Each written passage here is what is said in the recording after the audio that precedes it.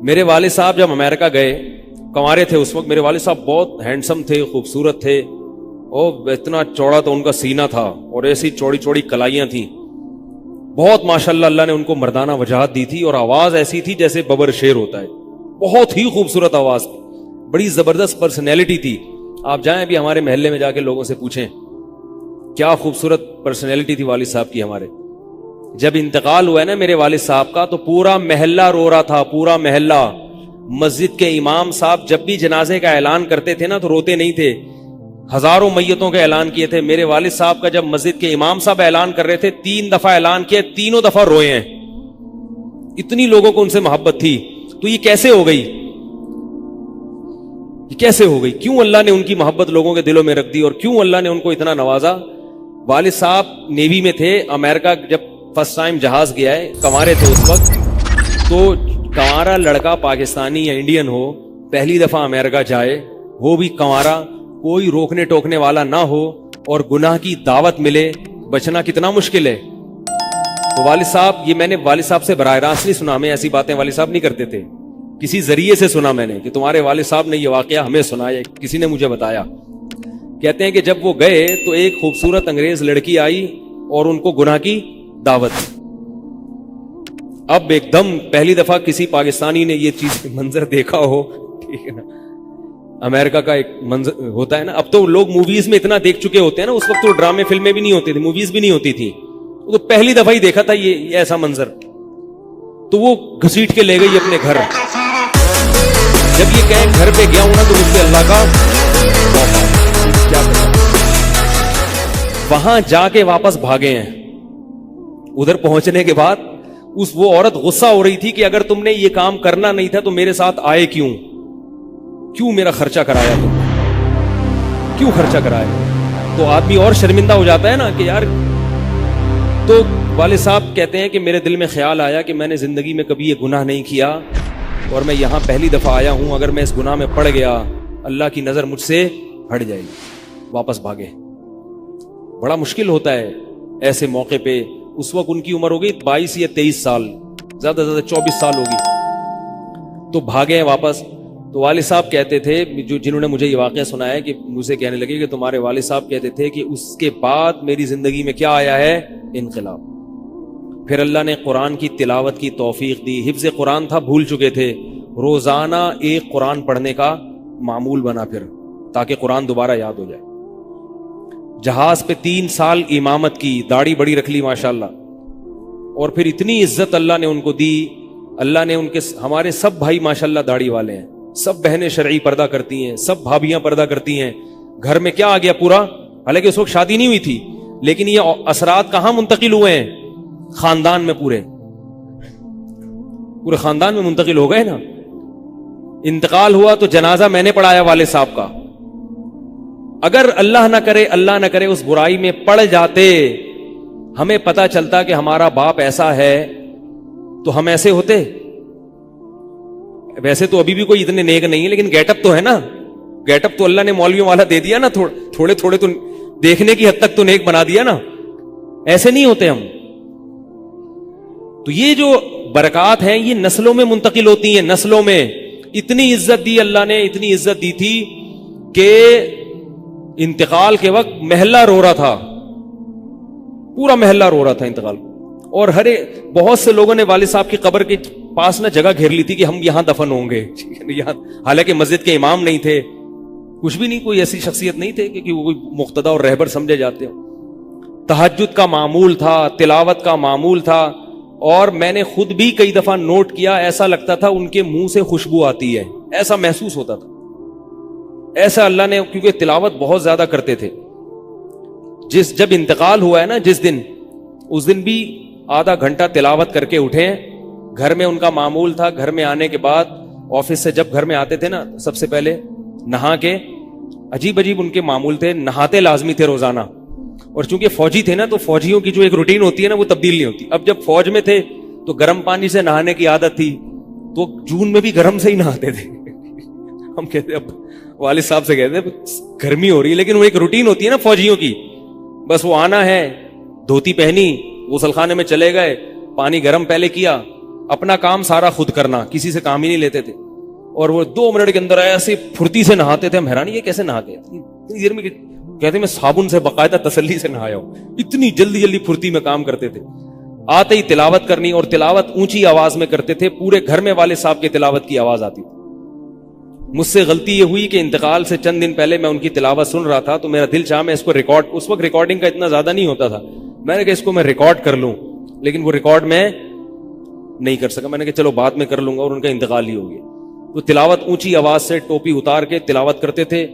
तो जिस दिन इंतकाल हुआ है, और अल्लाह से कहते थे कि अल्लाह किसी का मोहताज ना बनाना, सारी जिंदगी किसी से खिदमत नहीं ली, सिर्फ जो है ना कमर दबवाते थे बेटों से अपने, तो मुझसे भी दबाते थे। मेरा ये अंगूठा बड़ा मजबूत हो गया है, वो कमर पे ना उनके ये से मालिश कर करके, ऐसे कमर पे मैं मालिश करता था वाली साहब की, ये तेल लगा के ना इधर, तो मेरे अंगूठे में बड़ी ताकत पैदा हो गई थी।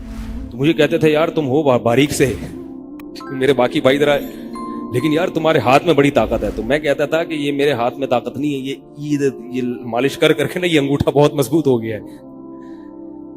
तो क्या था, तिलावत की इंतकाल से पहले, और बार बार दुआ किया करते थे कि अल्लाह बिस्तर पे लेटूं नहीं। जिंदगी में हमने कभी नहीं देखा वाले साहब बिस्तर पे लेटे हों, यानी बीमार होके लेटे हों, अपना सारा काम फुर्तीलेपन से कोई बिल्कुल।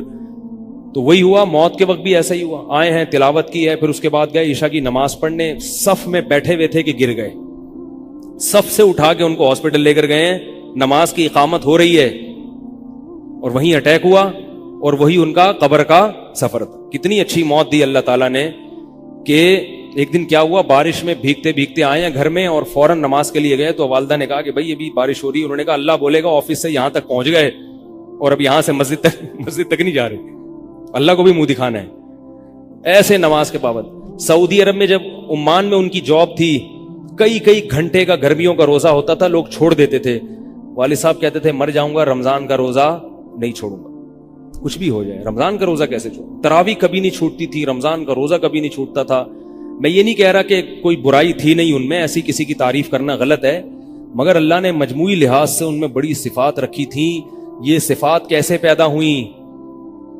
अल्लाह ने एक बुराई से बचने की तौफीक दे दी। तो मैंने ये, अच्छा, तो उसी में उनकी मौत वाक़ई हुई है, और रात को 12 बजे इंतकाल हुआ। उनके सारे काम ऐसे होते थे, मोटे मोटे काम और चुपके चुपके, शोबाजी का बिल्कुल भी शौक नहीं था उनको। हज, हमारे महल्ले से जब कोई हज करने जाता था ना, 6 महीने पहले ऐलान होता था फलां साहब हज पे जा रहे हैं, लोग पहले से आके ना उनसे दम करवाना। अब तो लोग बहुत हज पे जाते हैं, उस वक्त ये 25 साल पुरानी बात कर रहा हूं मैं, उस वक्त हाजी की बड़ी वैल्यू होती थी। हज पे जो जाने वाला होता था ना, लोग उससे पहले से माशाल्लाह हज पे जा रहे हैं। हमारे इमाम साहब पूरी रनिंग कमेंट्री शुरू करते थे स्पीकर पे, अब वो हज पे जाने वाले हैं, अब उनका नाम आ गया है। जनाजे की भी रनिंग कमेंट्री होती है हमारे महल्ले में, अल्लाह इमाम साहब की मग़फ़िरत फरमाए, इंतकाल हो गया उनका भी।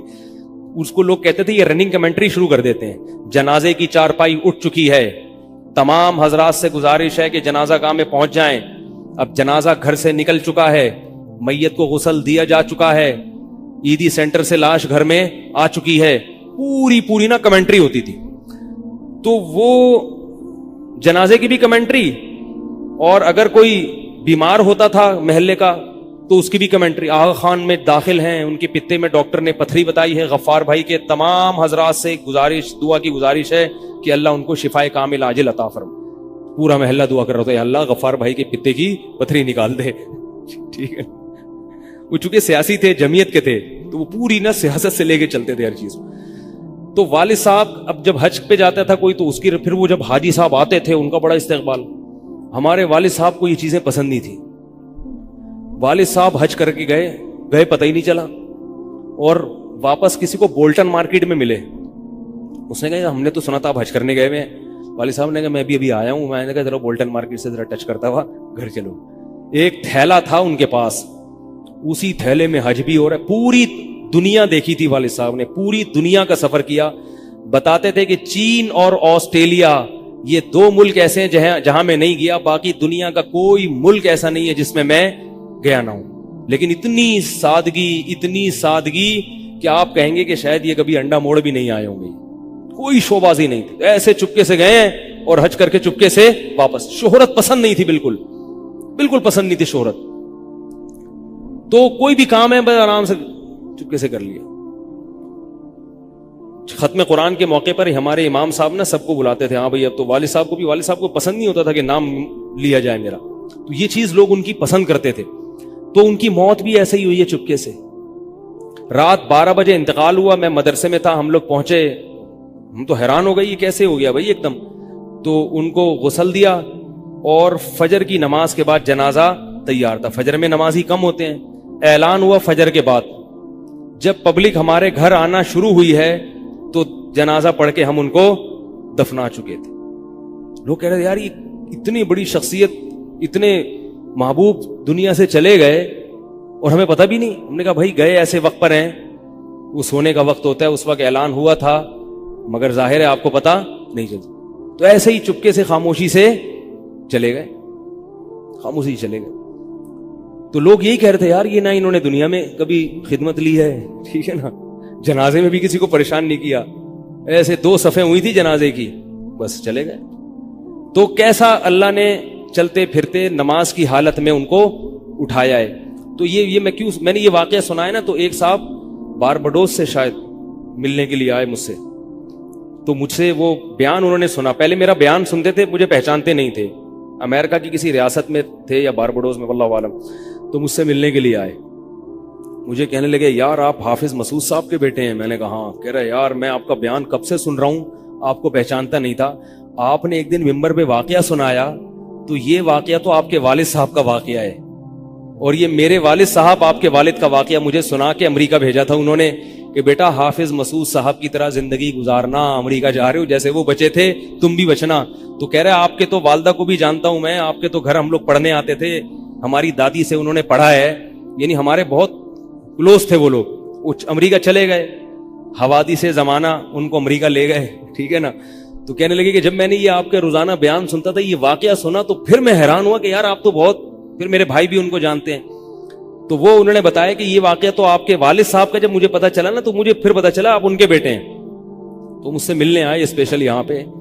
تو یہ میں کیوں واقعہ سنا رہا ہوں کہ دیکھو بھائی, جیسے زنا کرنا بہت بڑا جرم ہے, ایسے ہی زنا سے بچنا اگر موقع ملے کسی کو تو بہت بڑی نیکی ہے. یوسف علیہ السلام کو اللہ نے کیسا نوازا کہ نہیں نوازا, بچے تھے وہ. تو بھائی کرنے والے بہت ہیں, بچنے والے تھوڑے ہیں.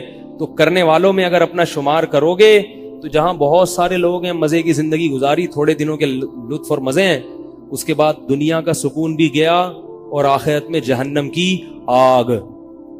اور اگر بچنے والوں میں آ گئے تو ان تھوڑے لوگوں میں اللہ شامل کر لیں گے جو تھوڑے شکر گزار ہوتے ہیں.